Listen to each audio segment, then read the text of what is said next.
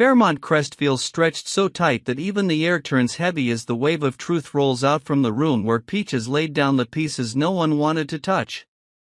The fairy tale built on money, power, and old promises shatters in the instant Barbara's name is no longer paired with the word self-inflicted, but recast as a victim of a familiar, merciless hand. Leslie steps over the border between illusion and reality with a pounding heart, realizing that the protective shadow over her life was the same figure who watched from on high and crushed every possibility of resistance from the time she was a child. Anita sits in a room lined with family photos and keepsakes and watches those frames fracture in her mind as she understands that her loyalty has been forged into shackles binding her to a man ready to cut every tie just to flee his guilt. That first tremor loosens the foundation Vernon poured beneath charity galas, keynote speeches, and gleaming reports about the Articolides' legacy, sending vibrations down long corridors where each door has hidden a small secret in service of a larger one, and all of it now cracks under the weight of a single truth. From Peach's vantage point, none of this began out of the thrill of exposure but from the sense that justice had been smothered too long, like a flame trapped beneath an expensive crystal glass until only gray smoke clung to the walls. In her hands are fragments gathered over years, copies of medical files, travel logs, an inventory of security devices from Barbara's final night, brief notes left by a meticulous person as breadcrumb markers through the thicket of deception. What detonates the story isn't only the assertion that Leslie is the child of Barbara and Vernon, but the knife-thin question hidden beneath a silk scarf. Whether the DNA sequence once presented to a circle of trusted eyes was manipulated at some point in the chain. Peaches measures the risk of every word, knowing that once the boulder is pushed down the slope it cannot be stopped by bare hands, yet she pushes anyway because she knows the valley below is a lake long mistaken for bedrock, a thin surface covering depths no one wanted to look into. Leslie does not cry, but her body holds a controlled trembling, like a violin over-tightened until it emits a thread of sound only the compelled can hear. She passes down the hallway feeling family portraits track her with expressions equal parts reproach and plea, then stops at the door of Barbara's room in the old house, a door she has not dared open since she left. Numbers dance in her head like an Articolides cash flow sheet, inheritance clauses, contractual anchors, and the practical fear that stepping into the light could freeze scholarship funds, drive partners away, and tip community projects into uncertainty. On one side of the scale sits justice for Barbara, the voice of truth that silence would betray. On the other sits the web of obligations to those who need the money as well as the future she built on a foundation she thought could not collapse. Leslie tries on the life she would have if she chose silence, tries to set a brick of calm over the lava climbing her chest, but the brick softens and slips under the heat of memory, leaving her with the inescapable question of how much money could ever buy peace for a mind that knows her mother did not leave by choice. Anita rests her hand on the edge of a table as if she needs a fixed object to lean on, then slips out into the night with a private history no one sees. A history of gentle choices meant to keep a family seamless. She visits the lab that processed the original DNA samples using an old access card, watches the cold light of fluorescence stripe the floor, and asks questions without words through the care in her eyes to a technician who is already transferred to another site. Pulls from archival logs show a curious calibration request in the very week the results were released, a request issued by an internal account reserved for equipment checks. Anita is not an investigator, but she reads this as clearly as a home cook smelling smoke before the stove flames. On the way back she lets the night wind strike her face and wonders where she will stand when the storm makes landfall, because every path is a betrayal either of the man she built a life with or of the woman who trusted her like a sister. Vernon takes the route familiar to those who have breathed the atmosphere of power too long, where the first reflex to risk is not contrition but cost control. He calls people skilled at blurring tracks, reviews camera angles, parses phone pings, isolates the weaknesses Peaches might lean on, and sends a message as sharp as a folded blade in a pocket: the leak must be closed before it turns flood. Randy appears from the platform's edge of the lawful world, a name dusted over with half-told stories. In Vernon's eyes, Randy is a tool, a specialized instrument to be discarded without trace if the hand is cold enough. Vernon issues brisk instructions, sets a timetable, hides a payment behind an event security contract, and repeats to himself that the best tactic is always a choke at the bottleneck before pressure builds and bursts. Randy takes the packet with a blank gaze, but inside he has already slid off the rails his employer assumes. He knows the architecture of men like Vernon, the survival instinct of someone accustomed to control and ready to molt whenever necessary, and he knows anyone who steps too close to the inner circle has an expiration date. When he meets Peaches in a deserted lot, he doesn't recount his past or the times he was made a sacrifice for someone else's gain. He simply weighs the steadiness on the face of a woman betting her life on truth and recognizes in it a tensile strength not easily snapped. His plan is not to refuse the job, but to invert it into a trap that uses Vernon's manipulative habits to seal him in glass. Randy lays a multi-layered recording grid, a sliver pinned inside a jacket seam, a recorder tucked in the fuse box along the hallway to Vernon's office, and a contingency wired through an overlooked landline, set to autodial outward the instant vibrations cross a threshold. He works with the care of someone who has watched perfect plans fail because a single screw was loose, and adds a final safety net, a sealed envelope containing copies of the pieces, mailed to an address no one can tie to Peaches. The next days at Fairmont Crest brews into storm colors as rumors of Chelsea's abduction spread like smoke, thickening the community's defensive posture. Security tightens, guest logs are checked line by line, and the scrutiny turned outward makes a convenient stage for Randy, who needs an inside lane. Peaches keeps appearing in places calculated to unsettle Vernon's sense of timing, at a fundraiser, at a gallery where Articolides soothes partners with paintings and promises, leaving behind crumbs that make watchers think she'll go public tomorrow, when the actual plan gambles on the instant Vernon edges himself toward the cliff from sheer strain. Each time she crosses a threshold she feels invisible ice press against her back, but she holds her breath steady and refuses to show that she too is a piece in Randy's design, even if the end she seeks is her own. Meanwhile, Anita quietly tests links no one would consider, beginning with the physician who signed Barbara's death report and looping through the funeral home that handled the arrangements.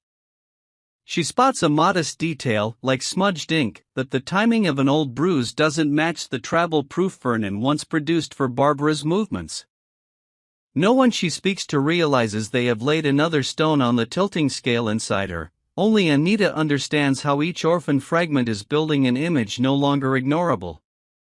Late at night she pauses outside Leslie's new villa, a structure as modern as a Declaration of Independence, and wonders if the protection she once called love was in truth a screen for a larger darkness. She begins backing up everything she has in case every exit is cut, and for a rare moment admits that if defending Vernon means stepping on Barbara's footsteps to wipe away the last traces, she won't be able to live with clean hands. Leslie advances quietly but hard, starting by meeting the fund manager and ordering an independent audit of all spending tied to programs bearing Barbara's name, then sequestering a portion of resources in a temporary account that disperses only after clear glass conditions are met. She knows some will complain, knows partners who enjoyed the gloss will quiver, but decides that if Articolides is to stand on real ground, this is the moment to pour a new footing. At the same time she reaches a journalist she trusts for integrity by routes that leave no trace, setting a timeline and survivor protections because she understands that when the light comes on, many will be dragged into consequences they never asked for. Leslie writes a letter by hand and leaves it where Anita will easily find it, not to explain but to seal to herself that she will not let fear define the rest of her life. Vernon feels his control ring shrinking like a cuff closing and pushes Randy for speed, demanding completion by a date that overlaps an in-house event to serve as misdirection. He calls his attorney, prepares a contingency statement, begins moving money through hard-to-trace conduits, and contacts someone who can silence witnesses for just long enough. But haste drops him into Randy's tripwire, because men who are used to commanding never notice the small echoes at the edge of their conversations. When Randy sets the devices he knows this is no longer a drill. Vernon's office is tuned to swallow sound, but the fuse box outside amplifies a frequency band the untrained ear ignores. The talk tracks along the path Randy predicted, until a sudden hiss ruptures the feed. An internal jammer comes on without warning and slices the primary recording. The landline failsafe kicks in, but the transmission grabs only ragged segments, as if someone were turning a dial between silence and admission. Randy stays calm, spins one more layer by activating a compression channel that tunnels the audio outside the compound to an anonymous cloud cache pre-built, understanding that truth doesn't always arrive as a complete tape but as shards that can be set if the hands are patient. Vanessa receives an anonymous signal containing difficult fragments with timestamps, locations, and a hint that a confession is about to be pulled from the dark, and she immediately moves to convene a family gathering under the pretext of crisis updates. Leslie's new villa becomes a charged venue, a bright structure about to witness the hardest stains. Security staff circle the garden, the guest list is trimmed, and most eyes expect a surface-level reconciliation rather than a genuine quake. Peaches enters like a hard streak across a muted canvas, the room already compressed to where a single touch can ignite. Vernon positions himself where he always does, ready to guide the rhythm back into smooth gears until the internal audio system cracks alive with a splintered stream, incomplete sentences that nonetheless assemble into meaning everyone understands, phrases about a night that was not an accident, about marks that needed erasing, about a plan to turn a woman into someone who supposedly gave up.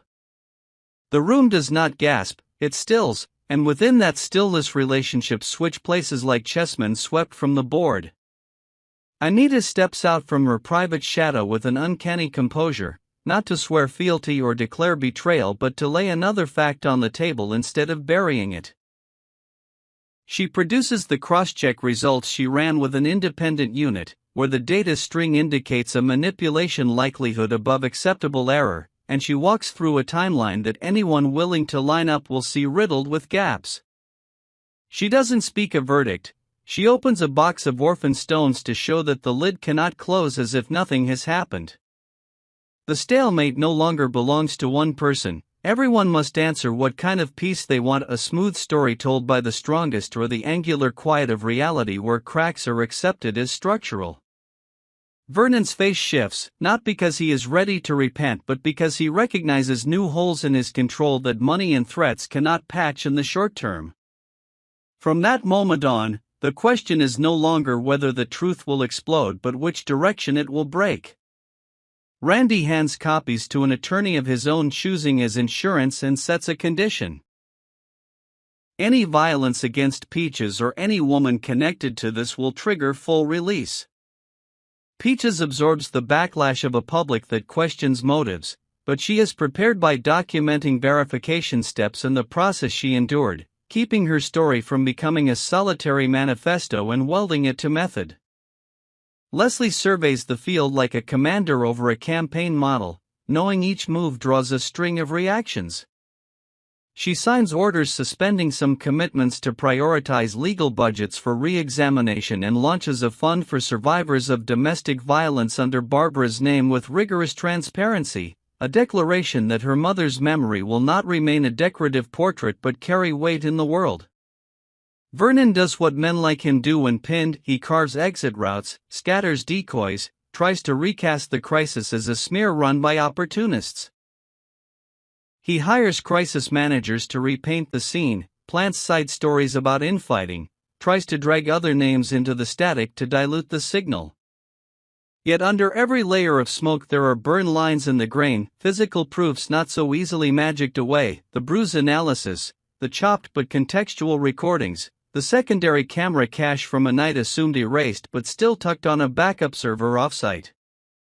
Randy vanishes from view, becomes shadow again when the sun rises, leaving behind a slow fuse mechanism that drops a new shard each day until affiliated entities choose self-preservation by cooperating, peeling from Vernon's circle one by one. Fairmont Crest relearns how to breathe after the contractions, but the new breath is not as shallow. Parties contain fewer ornamental laughs, replaced by measuring glances and quiet questions about all the times convenience bought silence.